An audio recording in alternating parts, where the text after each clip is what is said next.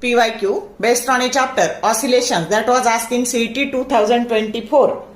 A small sphere oscillates simply harmonically in a watch glass whose radius of curvature is 1.6 meter. The period of oscillation of a sphere in second is acceleration due to gravity g, that is equal to 10 meter per second square.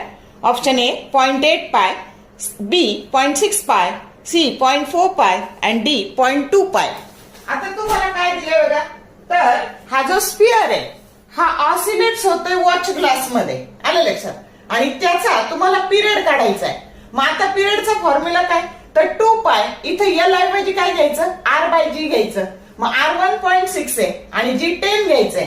मग आता बघा एक digit पुढे सरकवलं म्हणजे हे 16 divided by 100 झाले, जेणेकरून under रूटच्या बाहेर निघाल्यावर ते 4/10 म्हणजे 0.4 झाले. आणि नेहमी मी सांगते की ऑप्शन आधी बघा की त्याच्यात पाय तसंच ठेवलेलं आहे आणि म्हणून उत्तर झालं 0.8 पाय, की जो करेक्ट ऑप्शन ए आहे.